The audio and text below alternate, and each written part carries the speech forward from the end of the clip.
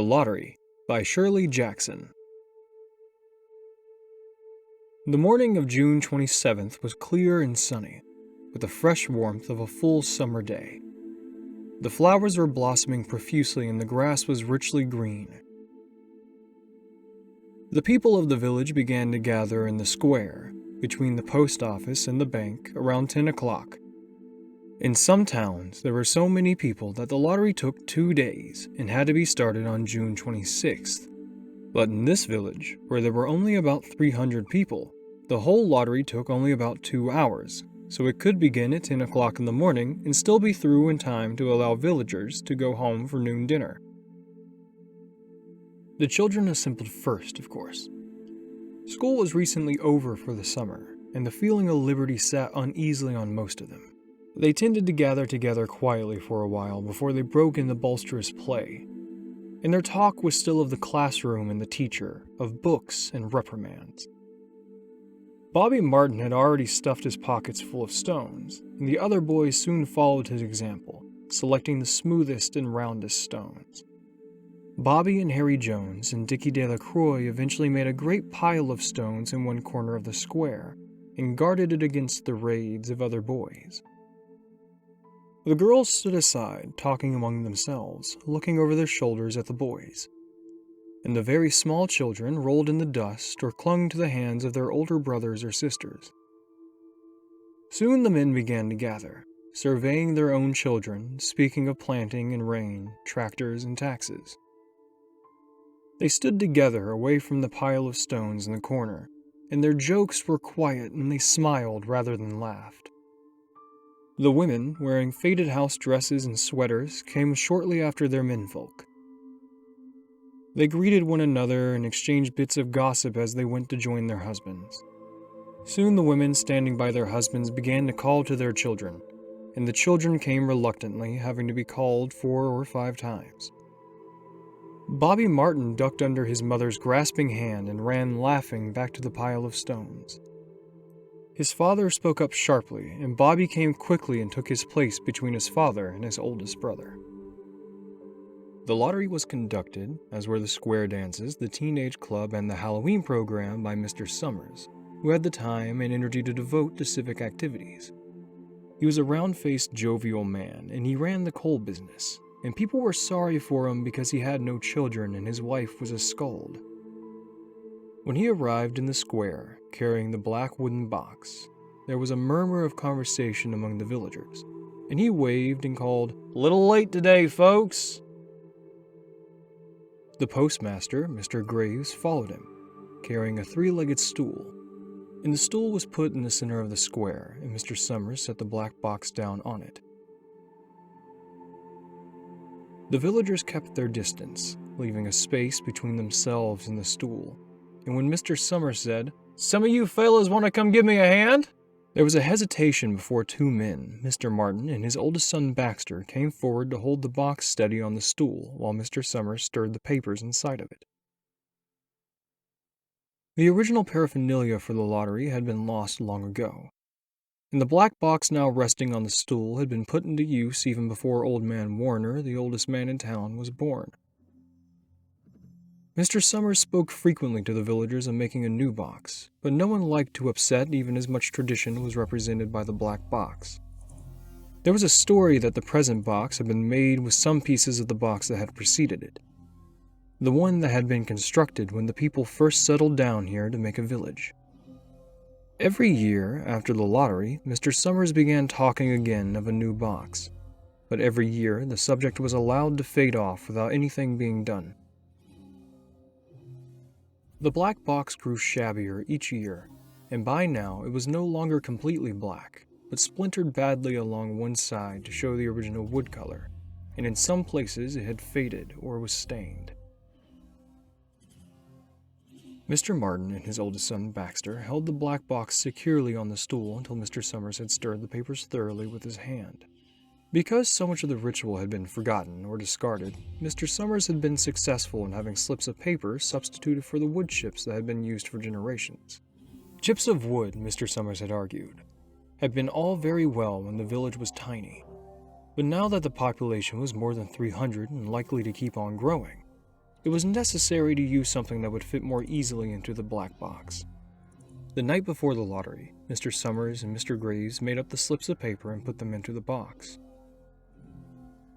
It was then taken to the safe of Mr. Summers' coal company and locked up until Mr. Summers was ready to take it to the square the next morning. The rest of the year, the box was put away, sometimes in one place, sometimes in another. It had spent 1 year in Mr. Graves' barn, and another year underfoot in the post office. And sometimes it was set on the shelf in the Martin grocery and left. There was a great deal of fussing to be done before Mr. Summers declared the lottery open.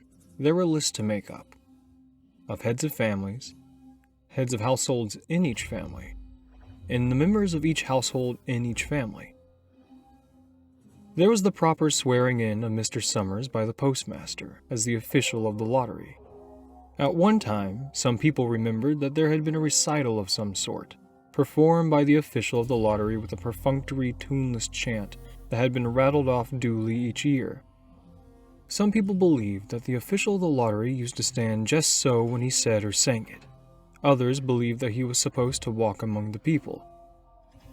But years and years ago, this part of the ritual had been allowed to lapse. There had also been a ritual salute, which the official of the lottery had to use in addressing each person who came up to draw from the box. But this also had changed with time, until now it was felt necessary only for the official to speak to each person approaching. Mr. Summers had been very good at all this, in his clean white shirt and his blue jeans, with one hand resting carelessly on the black box. He seemed very proper and important as he talked interminably to Mr. Graves and the Martins. Just as Mr. Summers finally left off talking and turned to the assembled villagers, Mrs. Hutchinson came hurriedly along the path to the square, her sweater thrown over her shoulders, and slid into the back of the crowd. "Clean forgot what day it was," she said to Miss Delacroix, who stood next to her, and they both laughed softly. "Thought my old man was out back stacking wood," Miss Hutchinson went on. "And then I looked out the window and the kids were gone, and then I remembered it was the 27th and I came a-running." She dried her hands on her apron, and Miss Delacroix said, "You're in time, though. They're still up there talking away." Mrs. Hutchinson craned her neck to see through the crowd and found her husband and children standing near the front. She tapped Miss Delacroix on the arm as a farewell and began to make her way through the crowd. The people separated good-humoredly to let her through. 2 or 3 said, in voices just loud enough to be heard across the crowd, "Here comes your Mrs. Hutchinson," and "Bill, she made it after all." Mrs. Hutchinson reached her husband, and Mr. Summers, who had been waiting, said cheerfully, "Thought you were going to make us get on without you, Tessie." Mrs. Hutchinson said, grinning, "Wouldn't have me leaving my dishes in the sink now, would you, Joe?" And soft laughter ran through the crowd as people stirred back into position after Mrs. Hutchinson's arrival. "Well now," Mr. Summers said somberly, "guess we better get started, get this over with, so we can go back to work. Anybody ain't here?" "Dunbar," several people said. Mr. Summers consulted his list. "Clyde Dunbar," he said. "He's broke his leg, hasn't he?" "Who's drawing for him?" "Me, I guess," a woman said, and Mr. Summers turned to look at her. "Wife draws for husband," Mr. Summers said. "Don't you have a grown boy to do it for you, Janie?" Although Mr. Summers and everyone else in the village knew the answer perfectly well, it was the business of the official of the lottery to ask such questions formally. Mr. Summers waited with an expression of polite interest while Miss Dunbar answered. "Horace ain't but 16 yet," Miss Dunbar said regretfully. "Guess I got to fill in for the old man this year." "All right," Mr. Summers said. He made a note on the list he was holding, and then he asked, "Watson boy drawing this year?" A tall boy in the crowd raised his hand. "Here," he said. "I'm drawing for my mother and me." He blinked his eyes nervously and ducked his head as several voices in the crowd said things like, "Good fellow, Jack," and "Glad to see your mother's got a man at home to do it." "Well," Mr. Summers said, "guess that's everyone. Old Man Warner make it?" "Here," a voice said, and Mr. Summers nodded. A sudden hush fell over the crowd as Mr. Summers cleared his throat and looked at the list. "All ready?" he called.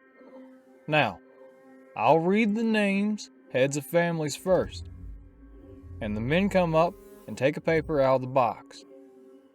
Keep the paper folded in your hand without looking at it until everyone's had a turn. Everything clear?" The people had done it so many times they only half listened to the directions. Most of them were quiet, wetting their lips, not looking around. Then Mr. Summers raised one hand high and said, "Adams?" A man disengaged himself from the crowd and came forward. "Hey, Steve," Mr. Summers said. And Mr. Adams said, "Hi, Joe." They grinned at one another humorously and nervously. Then Mr. Adams reached into the black box and took out a folded paper. He held it firmly by one corner as he turned and went hastily back to his place in the crowd, where he stood a little apart from his family, not looking down at his hand. "Allen," Mr. Summers said. "Anderson. Bentham? Seems like no time at all between lotteries anymore," Miss Delacroix said to Miss Graves in the back row. "Seems like we got through with the last one only last week." "Time sure goes fast," Miss Graves said. "Clark. Delacroix, there goes my old man," Miss Delacroix said.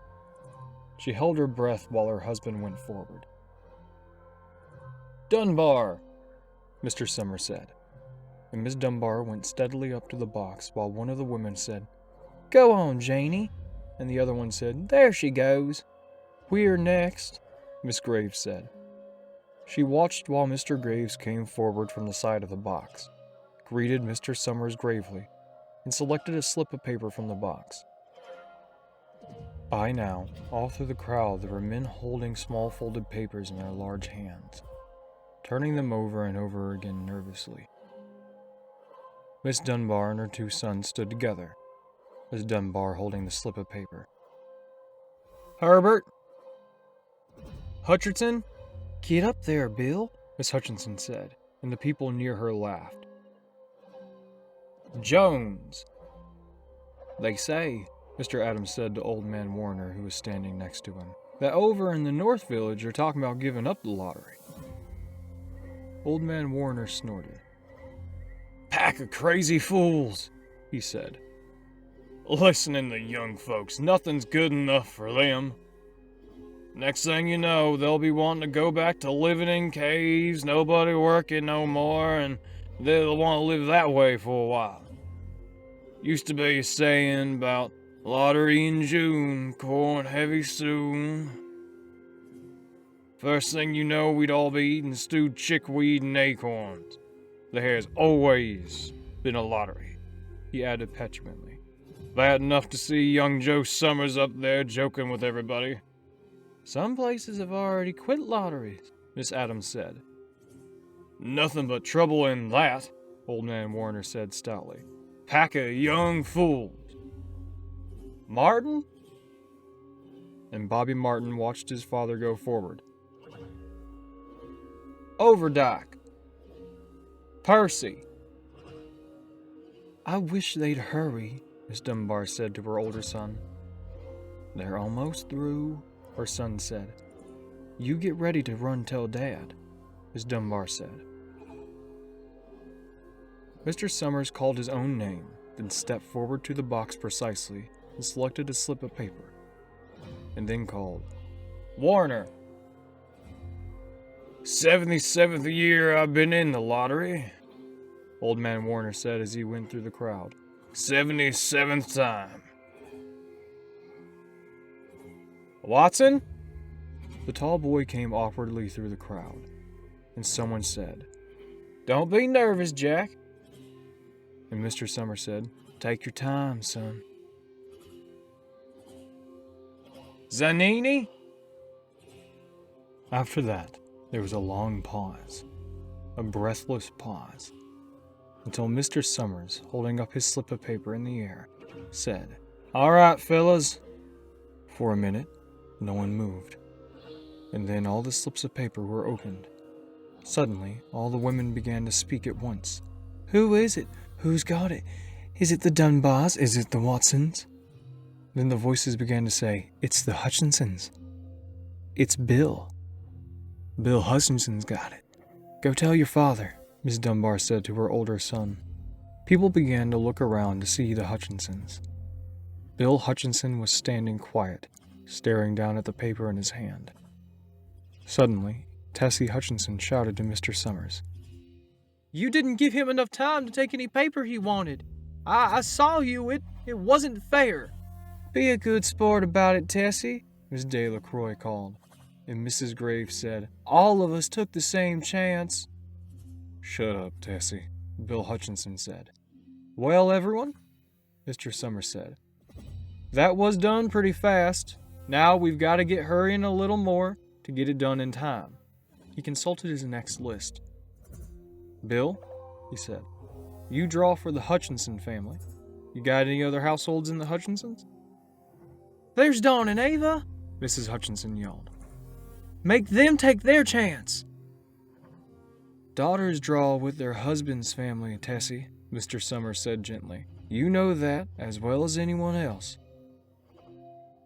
"It wasn't fair," Tessie said.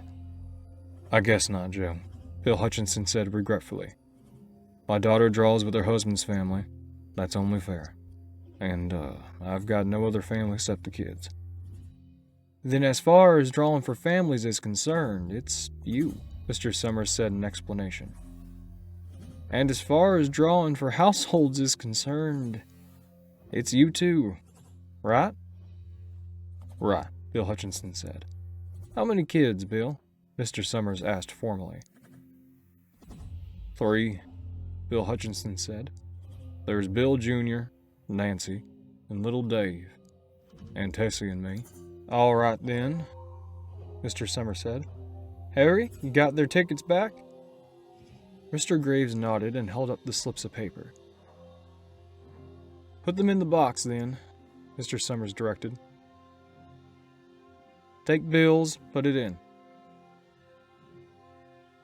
"I think we ought to start over," Miss Hutchinson said, as quietly as she could. I tell you it wasn't fair. You didn't give him enough time to choose. Everybody saw that." Mr. Graves had selected 5 slips of paper and put them in the box. He then dropped all the papers but those onto the ground, where the breeze caught them and lifted them off. "Listen, everybody," Miss Hutchinson was trying to say to the people around her. "Ready, Bill?" Mr. Summers asked. And Bill Hutchinson, with one quick glance to his wife and children, nodded. "Remember," Mr. Summers said, "take the slips of paper and keep them folded until each person has taken one. Harry, you help little Dave." Mr. Graves took the hand of the little boy, who came willingly with him up to the box. "Take out a paper from the box, Davy," Mr. Summers said. Davy put his hand into the box and laughed. "Just take one paper," Mr. Summers said. "Harry, you hold it for him." Mr. Graves took the child's hand and removed the folded paper from the tight fist, and held it while little Dave stood next to him and looked up at him wonderingly. "Nancy next," Mr. Summers said. Nancy was 12, and her school friends breathed heavily as she went forward, switching her skirt, and took a slip daintily from the box. "Bill Jr.?"